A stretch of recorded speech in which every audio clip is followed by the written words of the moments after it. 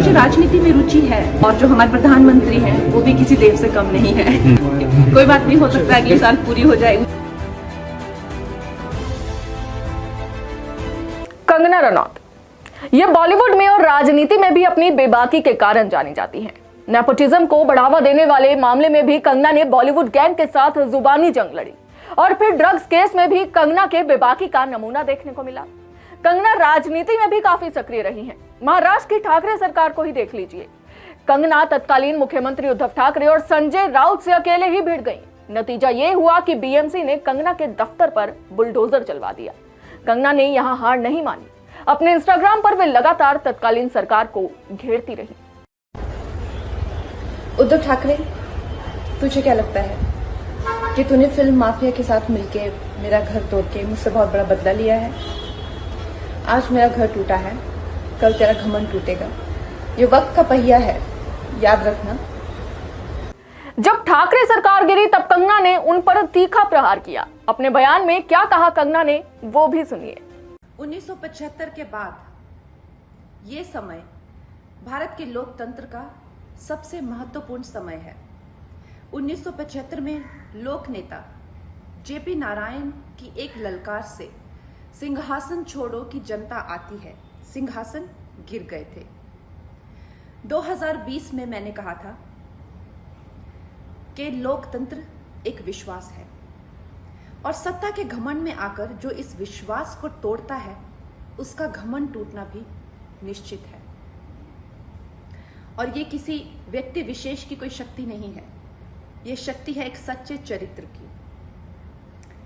और दूसरी बात, हनुमान जी को शिव का 12वां अवतार माना जाता है और जब शिवसेना ही हनुमान चालीसा को बैन कर दे तो उन्हें तो फिर शिव भी नहीं बचा सकते। इतना ही नहीं, किसान आंदोलन के समय को ही देख लीजिए।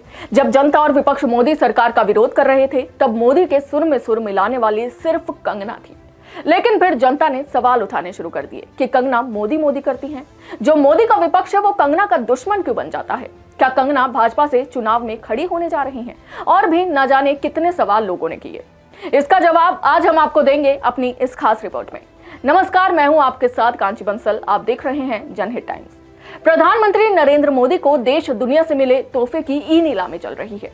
इस कार्यक्रम में कंगना रनौत भी शामिल हुई और उन्होंने राम जन्मभूमि की मिट्टी और डिजाइन पर बोली लगाई। साथ ही एक्ट्रेस ने तस्वीरें भी शेयर की। इसके बाद बड़ा सवाल ये खड़ा होता है कि क्या कंगना रनौत भाजपा की ओर से चुनाव लड़ना चाहती हैं? राजनीति में आने के सवालों पर एक्ट्रेस ने क्या कहा, आप खुद ही सुन लीजिए। मैं तो सबसे पहले तो देखिए, जो हमारी हिमाचल है वो देवभूमि है और जो हमारे प्रधानमंत्री हैं वो भी किसी देव से कम नहीं है। तो वो वहाँ पे जाएंगे तो हमारी जो जन्मभूमि है, मातृभूमि है, हमारा सौभाग्य है कि प्रधानमंत्री जी वहाँ पे आएंगे। और मुझे तो लगता है कि मैं अपने काम में इतनी व्यस्त रहती हूँ और जो देश के लिए अच्छा कर रहे हैं और देश के लिए जो है देश की सेवा में लगे हैं, वो चाहे किसी भी पार्टी से हो, हम उनकी सेवा में तत्पर हैं। और मैं पूरी तरह से देशभक्त हूँ और जो लोग देश की सेवा कर रहे हैं उसके लिए हर तरह का प्रचार करेंगे। देखिए, अभी तो ऐसा कोई इरादा नहीं है। अभी तो मैं अपनी फिल्म इमरजेंसी की शूट कर, ऐसा मुझे राजनीति में रुचि है, लेकिन एक कलाकार के तरह एक रुचि है मुझे राजनीति में। और मैं एक काफी सफल कलाकार हूँ। मैंने 16 साल की उम्र से इतना स्ट्रगल करके आज ये मुकाम पाया है। अब किसी दूसरे करियर में फिर से शुरू करना उतना तो मुझे लगता नहीं अब मुझ में हिम्मत है, लेकिन राजनीति में जो रुचि है उसके करके अच्छी अच्छी फिल्में बनाएंगे। कंगना ने अपने बयान में सीधे सीधे प्रधानमंत्री मोदी को देव का दर्जा दे दिया। अपने राजनीति में आने के सवालों का जवाब भी कंगना की ओर से दिया गया। मीडिया से बातचीत के दौरान कंगना रनौत ने कहा कि उनका फिलहाल राजनीति में आने का कोई इरादा नहीं है। वे एक एक्टर के नाते काम करती हैं और राजनीति में रुचि रखती हैं।